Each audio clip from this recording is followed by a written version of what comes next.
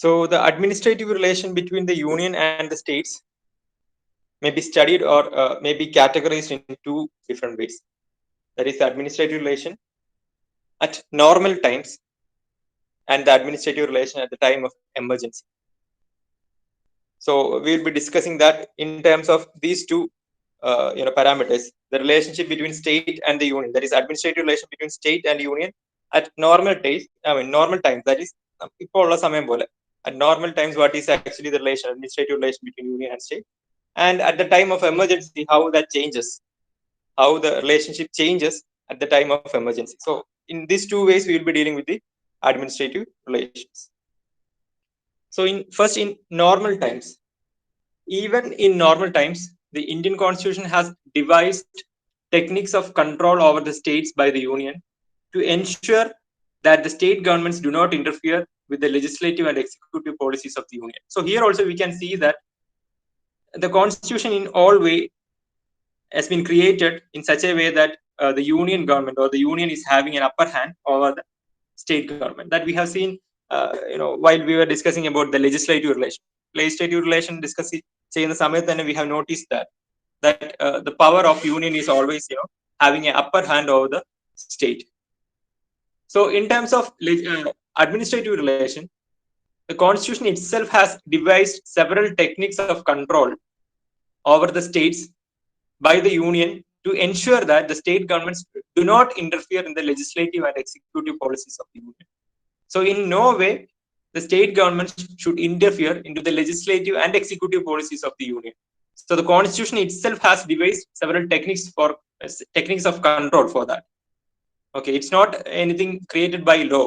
The Constitution itself has devised or created some techniques for controlling the interference of states into the union legislation. So another point is that also to ensure the efficiency and strength of each individual unit, which is essential for the strength of the unit. Yes, this administrative relations has to be maintained in such a way that each of the individual unit, that is each of the state, should contribute, right? What is union? Union is actually a combination of all these states, right? Union is not like a special entity. It is also a combination of all these states. So it is essential that the Constitution should provide us with a certain, facilitate us with certain options by which the efficiency and strength of each of the individual unit is also being raised, so that the strength of union can also be increased. Some of these avenues of control arise out of the executive and legislative powers vested in the president in relation to the states. Yeah, there you can see how, in normal times the union is having an upper hand. How can we say that? Or what is an instance for that? How can you say that at normal times also union is having an upper hand over the states in terms of administrative relations? So in terms of legislative relations, we have already seen that parliament is having an upper hand in legislative functions, and we have seen the instances for that also. What was one instance? Legislative relations, what was one instance? One instance was if there is a conflict exists between creating laws in between the states and the union, the law created by the union will prevail. That was an instance. That was an example for noting that the parliament is having an upper hand over state legislature. Stateum parliamentum ഒരുപോലെ ഒരു law, ഒരു subject law create ചെയ്യുകയാണെങ്കിൽ the law created by the union or the parliament will prevail or exist. So that was an example for upper hand of the parliament or union in legislative relation. So here what is the difference? I mean, in administrative relation, how can you say that union is having an upper hand? It's by an example. You can see that the control, that is the executive and legislative powers that are vested on the president in relation to the states. What are the executive and legislative powers of president with respect to states? The president of India has the power to appoint and dismiss the governor and other dignitaries in the state if they were found guilty. So that is some sort of control. That is some sort of control of president over the state. The state is not kept as such. State cannot be mentioned as a completely autonomous body. So there are some control techniques by which control techniques provided by the Constitution itself to control the state. One such instance is that the president has got the power to appoint and dismiss the governor and some other dignitaries in the state. Okay, that is actually the power of president. President, we can say that he is also part of union, right? Similar to that, the governor is part of state. We can say that president is part of union. Then we can see some of the specific agencies for union control. The fathers of Indian Constitution, in order to safeguard the infant democracy of India, provided several means to control administrative affairs of the states. First one, directions to the state government. The union government is competent to give directions to a state government and to secure compliance with such directions. So the union government will be giving directions to the state government in several matters, and they should also ensure that all these directions have been strictly followed by the state governments. We can see that in case of our COVID pandemic also. So many, the decisions or many such administrative decisions have been taken by the central government, right? You can note that in case of our COVID pandemic also, several decisions have been taken by the union. In terms of lockdown, we can say that the initial, in the first phase, you can see that lockdown was being, called for by the union itself throughout the entire nation, right? So after that, the control was given to that itself. I mean, that also is actually given by the union itself, right? The decision-making power was actually given to the states by the union itself. State cannot take a decision of its own. Now the states are taking their decision of their own because the union has given that power to the state. That is, according to the condition that exists in that particular state, they can take their own decisions with respect to the lockdown. So unless and until that power is given by the union to the state cannot take a decision of its own. Okay, so it's actually the responsibility of union government to give directions to the state government and to secure compliance with such directions. So not just giving directions, also the union government have to ensure that these directions which are given by the union government are strictly, complied with by the state government. Then president's rule can be imposed. Second point is that president's rule can be imposed in case the state government fails to comply with any directions issued by union government in the exercise of its executive powers. That's an important point. So when is actually the president's rules imposed on a state? And this is actually as part of an emergency. We'll deal with that emergency provisions later. We are actually having 3 different types of emergency. We are having national emergency, then the financial emergency, and then president's rule. 3 types of emergencies are there. Out of which the president's rule, as mentioned over here, it's actually happening when the constitutional machinery of the state fails. Okay, remember that the president's rule is actually been initiated when the constitutional machinery of the state fails. Or you can say that if the state government fails to comply with any directions issued by the union government, then also the president's rule can be imposed. Okay, so it is the responsibility of the state government to follow the guidelines and the directions which are being given by the union government. So that's the first thing. We are actually discussing the specific agencies for the control, union control. First one was the directions to the state government. Then delegation of union functions. The constitution has enabled the union and the state governments to exchange their respective administrative functions. Third one, with respect to disputes relating to water. So we will be, you might be familiar with the disputes, all these matters and disputes with respect to water bodies. So in this slide, we are actually going to see how these disputes have been, how a judgment on these disputes have been taken. Whether the Supreme Court or the courts are having any role in that, or whether there is some other bodies for, judging on this matter. Water issues വരുന്ന സമയത്ത് എങ്ങനെയാണ് അതിന്റെ judgment in between 2 states? Suppose there is a issue with respect to water bodies, and how these issues have been solved, that we are going to see in this. These all are parts of administrative relation. How union is related to the states with respect to administrative matters that we are discussing right now. So Article 262 authorizes the Parliament to provide by law for adjudication of any dispute or complaint with respect to the uses, distribution, or control of waters of any interstate rivers and river valleys under clause 2 of this article. I mean, you can leave that. You just focus on the main thing. I'll tell that. So, in short, you can say that under Article 262, Parliament passed Interstate Water Disputes Act 1956. You can note this one. Parliament has passed Interstate Water Disputes Act 1956. So, what is the speciality of that act? So, based on this act, a tribunal was being formed. A tribunal was being formed by the central government for creating judgments, for making judgments on any such water-based disputes. So the Parliament passed Interstate Water Disputes Act 1956. Based on that, the central government formed a tribunal for making judgments of water-based disputes. Okay, on all the matters related to the water disputes, the decision or the judgment was actually being taken by a tribunal which was formed by the central government as part of Interstate Water Disputes Act. That is a core point that you should remember from this. I mean, if you are asked with disputes relating to water, how these disputes have been solved, or who is having the power to decide on the disputes. If two states are having any dispute in terms of the water bodies, then how that issue is being resolved. So for that, we are having Interstate Water Disputes Act 1956. Based on that, we are having a tribunal for that, and the tribunal will be actually the body which decides or makes judgments on such water disputes. And the decision of the tribunal shall be final and binding on the parties to the disputes.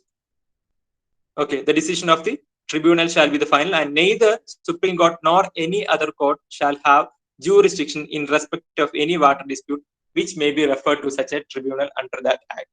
So if any such water disputes between two states, if suppose Kerala and Tamil Nadu is having a dispute in terms of water, and such a case is being referred to the tribunal, if such a case is been referred to the tribunal, the decision that is taken by the tribunal will be the ultimate one.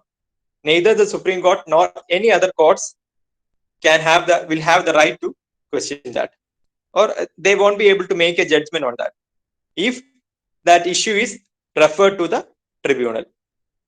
That is, the tribunal's decision will be final and it will be binding on the parties to the disputes as well. So that is third thing. Now, this is also an important thing, that is Interstate Council. The President of India is empowered to establish Interstate Council if at any time it appears to him that the public interest would be severed thereby. The duty of Interstate Council is to inquire and advise upon disputes which have been arisen between the states.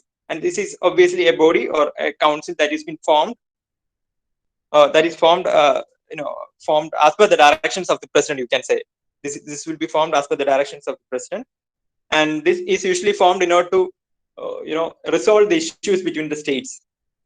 So this was actually formed to inquire and advise upon such disputes which may have arisen between the states. It also investigates and discusses subjects of common interest between the union and states or between two or more states. For instance, research in such matters as agriculture and forestry.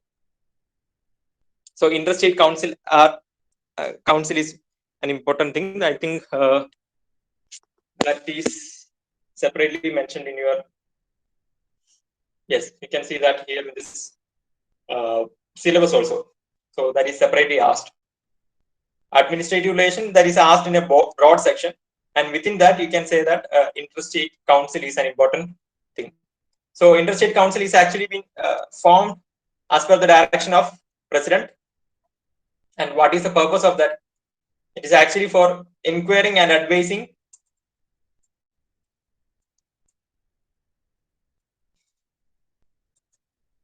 it's for inquiring and advising upon any disputes which may have arisen between the states.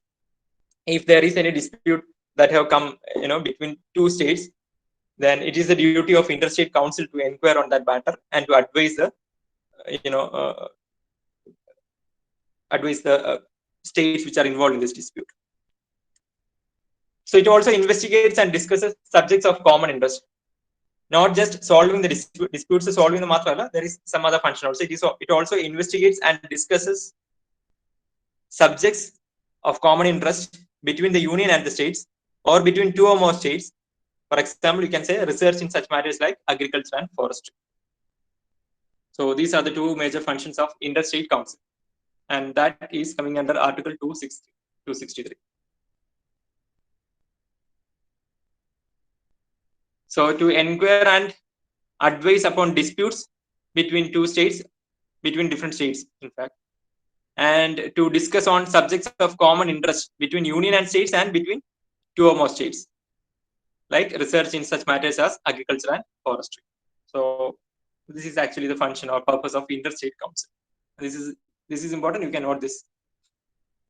And who is actually been empowered? President of India is empowered to establish interstate council also.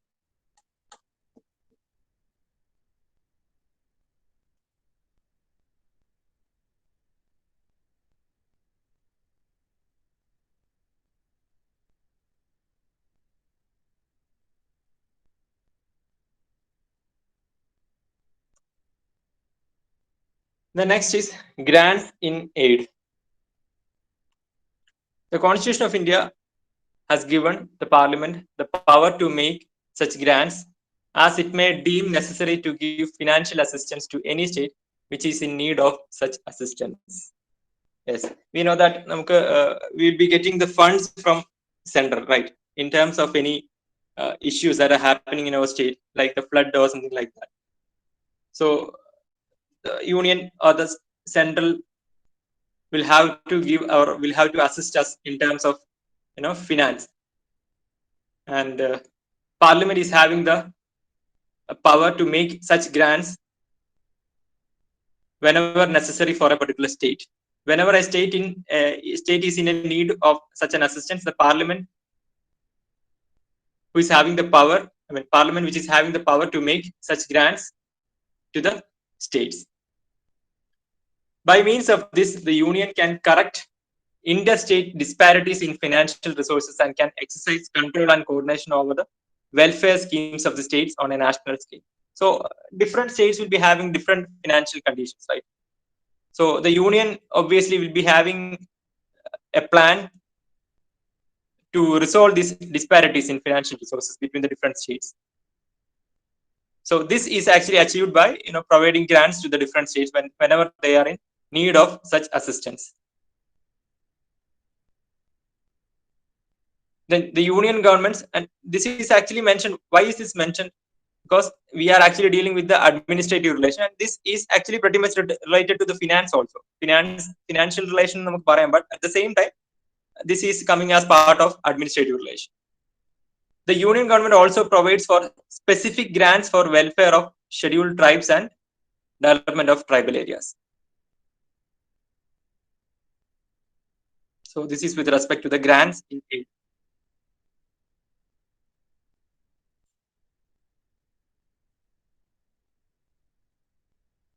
Then another factor, whenever we are dealing with administrative relations, we cannot leave this term. We cannot forget. We should not forget this term. That is all India services. We will be aware of the administrative service and Indian police service. So these are the best examples for this also. So there are certain services common to the union and states called All India Services, of which the Indian Administrative Service or IAS and Indian Police Service are the existing examples, IAS and IPS. So the Constitution also gives the power to create additional All India Services if the Council of States declare by a resolution supported not less than by 2/3 of the members present and voting that is necessary or expedient in the national interest. So usually we'll be having the IAS and IPS, services, that is administrative service and Indian police service, as part of All India services. In addition to this, additional All India services can be created if the Council of States declares by a resolution supported not less than by 2/3 of the members present. So in such case, if a resolution of that sort has been passed by a legislature, then additional All India services can also be created. then certain advisory bodies are there. There are few advisory bodies at the union level which coordinate the activities of states in India. For example, the National Planning Commission and the National Integration Council.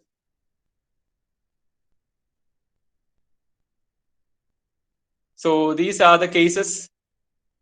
Remember where we have started. Actually, we have started with administrative relations, and within that administrative relation itself, we were actually dealing with the normal case. That is, at normal times, how administrative relation exists between the union and the states.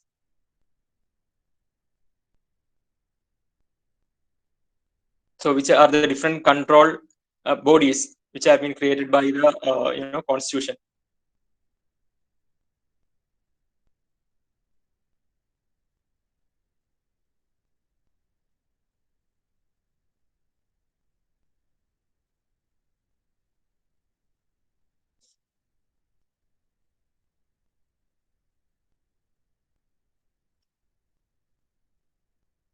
So the first was in normal case, that is administrative relation between union and state at normal times. Now the second is at emergencies or during the time of emergency, how the union and state administrations are related. So this I have already mentioned. We have three kinds of emergency situations where the provisions available in the constitution can be pressed into service.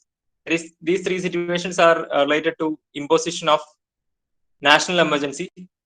That is first one. That is Article 352. Remember these articles. The articles with respect to emergencies are very important. So I am not telling that you need to study all the articles, but the one which I tell you to study, you should definitely remember. So in terms of emergencies, national emergency is as per Article 352, and you can see the situation when a national emergency will be imposed: when there is a war, when there is threat of war or internal rebellion. So these are the conditions or cases when a national emergency is imposed or declared. So that is the first type of emergency. And the second situation is related to the breakdown of constitutional machinery in the state that I have already mentioned. And this is related to President's rule as per Article 356. So Article 352 deals with national emergency. Article 356 deals with President's rule over the state. So when is President's rule actually imposed? When when it is found that the constitutional machinery in the state is actually failed.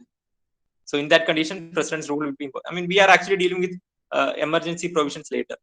We are having a separate section of actually a separate section of this module is actually dealing with emergency provisions. We will deal with that in detail at that time. Just remember the terms. First is the national emergency. Second is the President's rule, and the third one will be the financial emergency. So national emergency is Article 352. Second one, that is President's rule, is actually Article 356, and financial emergency is Article 360. And first one, that is national emergency, can be due to the war, threat of war, or internal rebellion. The President's rule in the state is can be due to the failure of constitutional machinery or breakdown of constitutional machinery.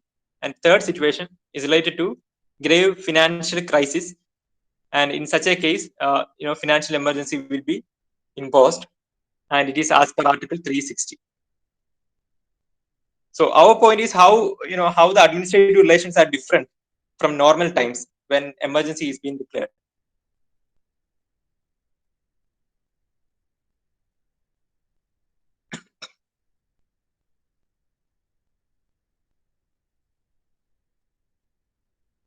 So the government of India, under proclamation of emergency, shall acquire the power to give directions to a state.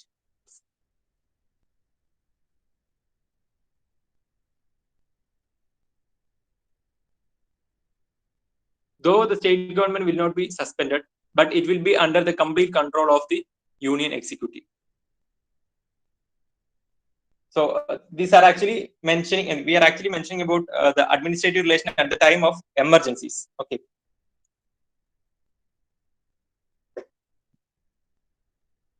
So when an emergency is declared, the government of India shall have the power to give directions to a state on any matter.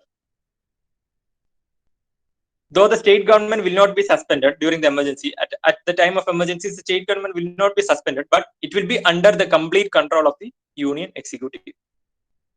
During the operation of emergency, Parliament shall have the power to legislate on any matter in the state list that we have already mentioned.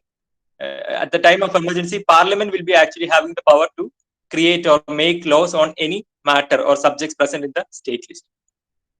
It can modify the provisions of the Constitution relating to the allocation of financial resources. Okay, so these are the main factors that you should remember at the time of emergency, how the administrative relations have been changed. Even though the state government is not suspended, it will be completely under the control of union executive at the time of emergency. Also, the parliament will be having the power to legislate on any subject in the state list. So allocation of financial resources will also be modified by the union.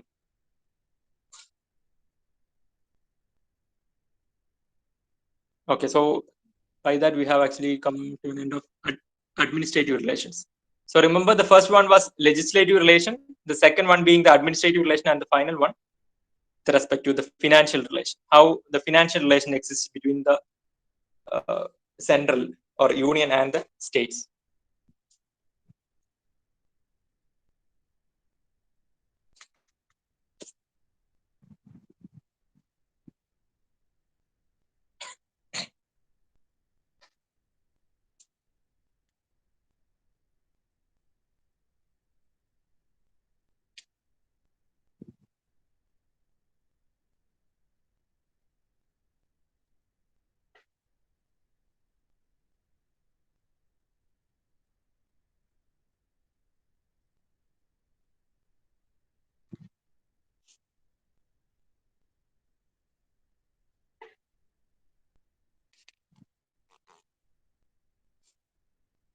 So financial relations. Money is the lifeblood of all governments, without which they could not function and undertake obligations to improve the lives of people. So we know that we know about the population of our country, and we are having indeed a very large population. So money is very important in terms of, in all governments, money is actually very important for the proper functioning. So here, particularly, we are dealing with the relation between union and state in terms of financial matters. Since ours is a federal polity, two sets of government operate. It is necessary that each of them have sufficient funds. Two sets of government means we are having the state and union, and sufficient fund has to be allocated for the state as well as the central, for the proper functioning. No system of federation can be successful unless both the union and the states have at their disposal adequate financial resources to enable them to discharge their respective responsibilities under the Constitution. So we know that both the state and union will be having several responsibilities to perform. And we will be having several responsibilities, both the state as well as the union. So it is very essential that both these set of governments, that is both the state as well as the central government, have got enough financial resources, which will enable them to perform their responsibilities. So just creating policies will not be enough. So in order to implement these policies, we need financial resources as well. So since ours is a federal kind of a system, we should be having financial resources for both the state as well as the central government. So to achieve this, Indian Constitution has, we know that financial resources acquire in one of the most important methods is by taxing. That's the main factor which provides the governments with enough financial resources. To achieve this, Indian Constitution has made elaborate provisions relating to the distribution of taxes as well as non-tax revenue and the power of borrowing, supplemented by provisions for grant in aid by the union states. So these are the different factors. One is distribution of taxes. The Constitution is actually providing these many things. That is the distribution of taxes between the states and union. Then non-tax revenues will be there, and the power of borrowing. That is who can borrow from others. Whether whether a particular state can borrow from another state, whether a particular state can borrow from another country. So all such matters are being well defined in the constitution. So this borrowing capability is borrowing capability of a state. That is, a state cannot be borrowing from another nation or something like that. That will obviously be done by the country only, as a union. The state, particularly the financial resources, will be coming from the tax and non-tax revenues, and the grants in aid that we have already mentioned. The union will be giving some grants to the states whenever it is necessary for them. This is in order to resolve the disparities among the different states which are economically different. So we are not having all states in a same economical situation. So different states will be having different economical situation. So the union will be helping the states whenever they are in need of financial assistance. Then another term is Finance Commission. So Article 280 of Indian Constitution provides for the constitution of a Finance Commission to recommend to the President certain measures relating to the distribution of financial resources between union and states. So in financial relation, we have actually mentioned that is the financial resources have to be distributed between the union and states. That was mentioned. So there is a commission for that, and that is known as Finance Commission. So this is again a constitutional body. We often call certain bodies as constitutional bodies, like Election Commission. Election Commission is actually a constitutional body. This again is also a constitutional body, that is Finance Commission.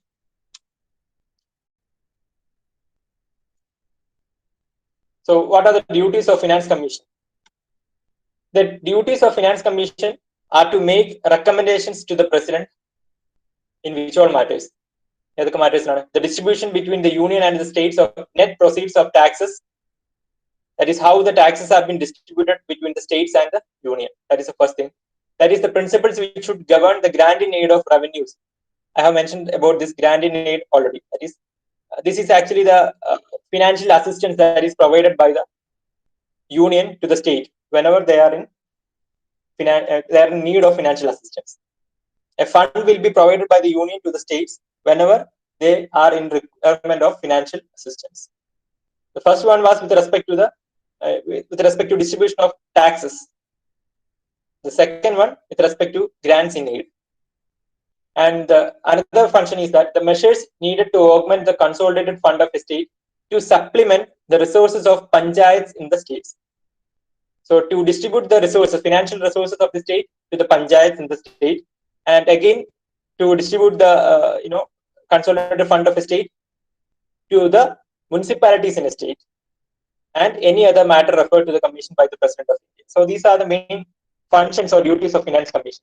First one is with respect to distribution of taxes. Second one is with respect to distribution of grants in aid. Grants in aid is actually provided by the central to the state government. Third one is with respect to the distribution of resources to the panchayats in the states. Fourth one with respect to distribution of resources to the municipalities in the state. And the fifth one is any other matter that is referred by the President to the commission. So these are the different functions of Finance Commission. This is also important because this is also mentioned or given as a separate topic in your, you can see that. Finance Commission is a separate topic in your module. So this is also important. That is the duties of Finance Commission is also important.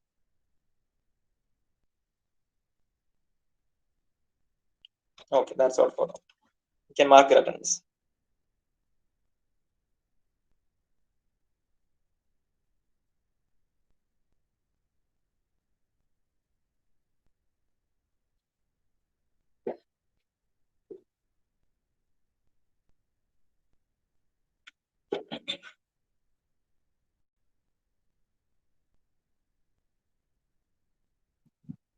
Okay, thank you.